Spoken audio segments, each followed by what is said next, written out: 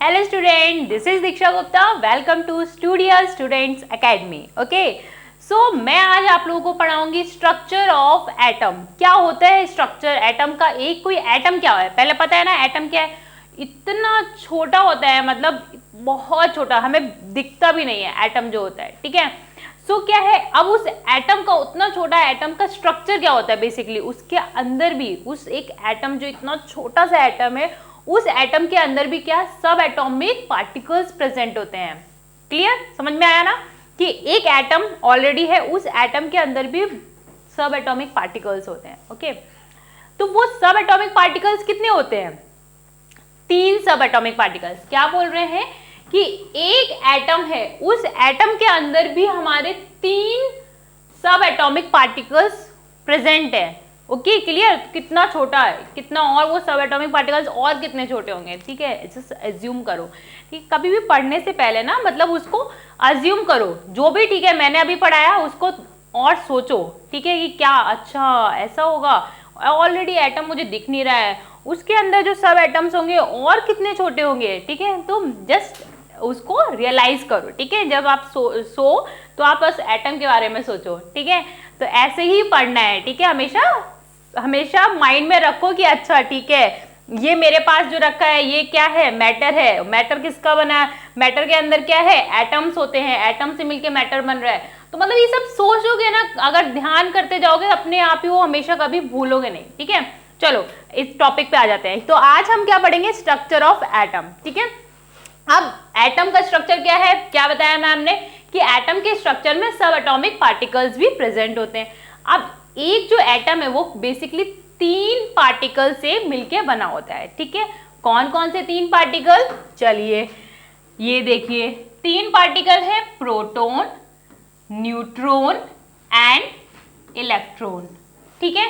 सो एक एटम 3 सब atomic particle से मिलके बना होता है, ठीक है। एक एटम में 3 पार्टिकल्स कंसिस्ट होते हैं। कौन कौन से? फर्स्ट है प्रोटॉन, सेकंड है न्यूट्रॉन एंड थर्ड है इलेक्ट्रॉन। क्लियर है?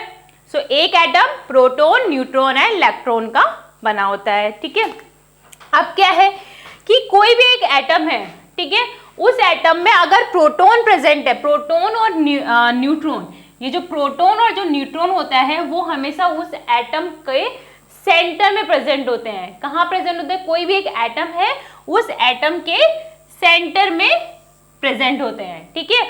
और इसको क्या बोलते हैं? जहां पर प्रोटॉन और न्यूट्रॉन दोनों प्रेजेंट है उसको हम क्या बोलते हैं? उस एटम का न्यूक्लियस, जैसे यहां पर लिखा हुआ है, ठीक है। तो न्यूक्लियस क्या है? ये जो सेंटर में, ठीक है, सेंटर में प्रोटॉन और न्यूट्रॉन जो प्रेजेंट है उसको हम क्या बोल देते हैं? वहां पर उसको न्यूक्लियस बोल देते हैं। क्लियर? तो एक एटम में क्या है? एक एटम का हमेशा एक न्यूक्लियस होता है और उस न्यूक्लियस के अंदर 2 सब एटॉमिक पार्टिकल्स प्रेजेंट होते हैं। कौन कौन से 2 होते हैं? Proton and neutron.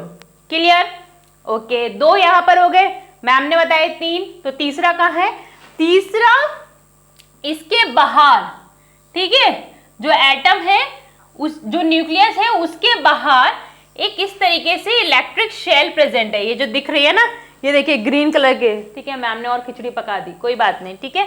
यहाँ पर ये देखिए, यहाँ पर ये जो है, ठीक है, यहाँ पर इलेक्ट्रॉन प्रेजेंट रहते हैं, यहाँ पर, ठीक है। वो जो बाहर की तरफ जो ऑर्बिट रहती है वहां पर क्या प्रेजेंट रहते हैं? इलेक्ट्रॉन्स प्रेजेंट रहते हैं। ओके, सो ये इलेक्ट्रॉन्स कहाँ पर? बाहर आउटर शेल में प्रेजेंट रहते हैं और इसको हम क्या बोल देते हैं? शेल बोल देते हैं, या फिर क्या बोल देते हैं हम? Electron orbit. क्लियर? तो इलेक्ट्रॉन कहाँ प्रेजेंट रहते हैं?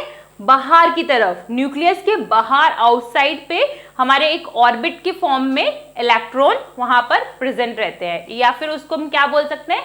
इलेक्ट्रॉन ऑर्बिट बोल सकते हैं, या फिर हम उसको शेल बोल सकते हैं। क्लियर? जैसे कि नहीं समझ में आया, ठीक है, जैसे कि सन है, ठीक है, सन के अराउंड में कौन? प्लैनेट। जिस तरीके से प्लैनेट्स रहते हैं ना ऑर्बिट्स में, सेम उसी तरीके से क्या है कि न्यूक्लियस है किसी भी एटम का, उसके सराउंड्स में और उसके ऑर्बिट्स में इलेक्ट्रॉन मूव करते रहते हैं, ठीक है। अब ये ऑर्बिट्स कोई एक ऑर्बिट नहीं है, ठीक है, एक ऑर्बिट इस तरीके से, फर्स्ट ऑर्बिट, फिर सेकेंड ऑर्बिट, तो ये फर्स्ट ऑर्बिट में कुछ इलेक्ट्रॉन मूव कर रहे हैं, कुछ सेकेंड ऑर्बिट में मूव कर रहे हैं, तो इस तरीके से फर्दर ऑर्बिट्स रहती हैं। क्लियर है ना? ओके, सो ये क्लियर है। तो क्या क्या बताया मैंने कि कोई भी जो ये है, ठीक है, कोई भी ये है स्ट्रक्चर, एटम का जो स्ट्रक्चर है वो बेसिकली 3 पार्टिकल से मिलके बना होता है। वो कौन से 3 पार्टिकल्स हैं? सब एटॉमिक पार्टिकल्स कौन कौन से हैं? Proton, neutron and electron. Okay, clear है?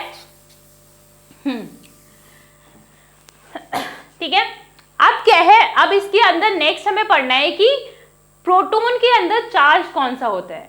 ओके, ये तो हमें समझ में आ गया कि स्ट्रक्चर जो है एक एटम का है उसमें 3 पार्टिकल्स, 3 सब एटॉमिक पार्टिकल्स प्रेजेंट है, और वो 3 सब एटॉमिक पार्टिकल्स कौन से हैं? प्रोटॉन है, इलेक्ट्रॉन है एंड न्यूट्रॉन है। ये क्लियर?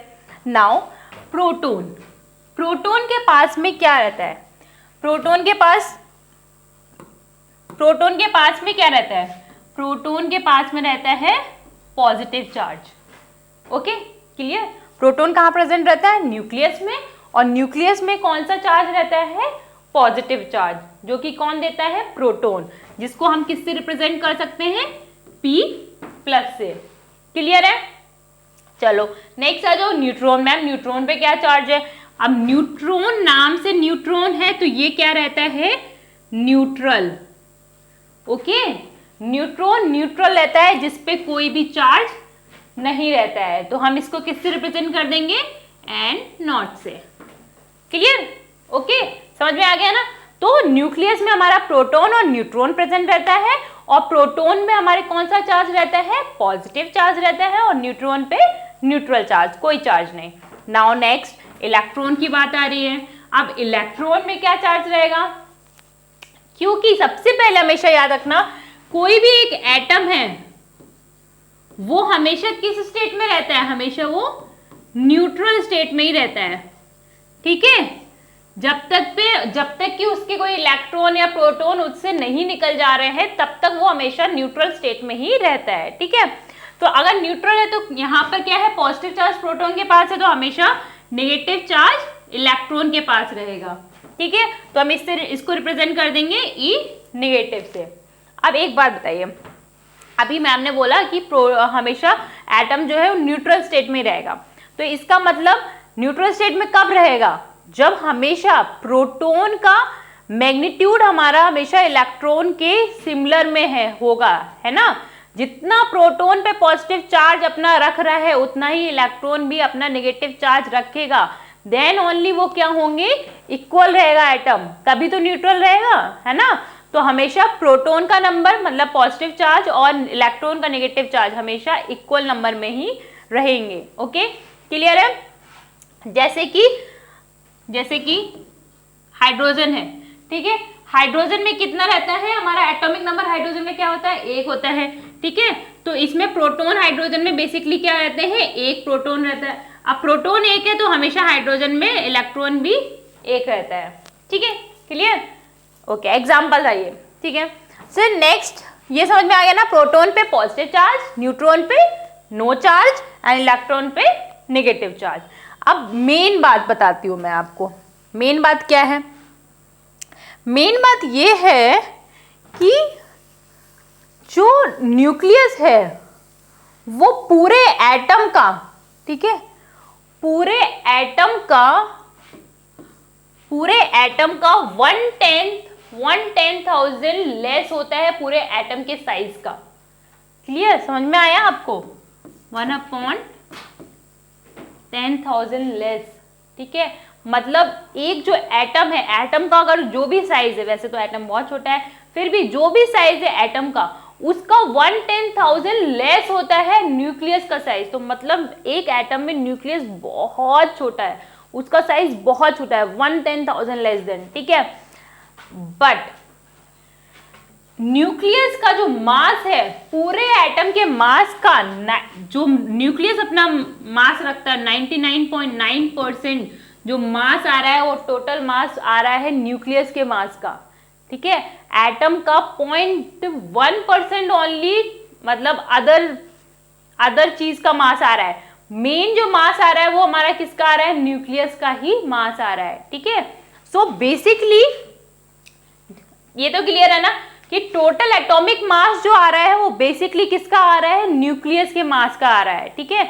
और दैट मीन्स क्या है, दैट मीन्स क्या है कि इलेक्ट्रॉन का मास क्या होगा, इसका मतलब इलेक्ट्रॉन का कुछ मास होता ही नहीं है, ठीक है।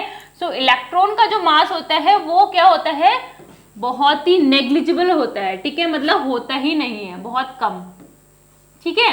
अब क्या है कि जो न्यूक्लियस का मास है तो वही एटम का मास है, तो हम एटॉमिक मास बोल सकते हैं ना कि एटॉमिक मास क्या होता है, एटॉमिक मास, ओके इसको थोड़ा सा रब कर देते हैं पहले,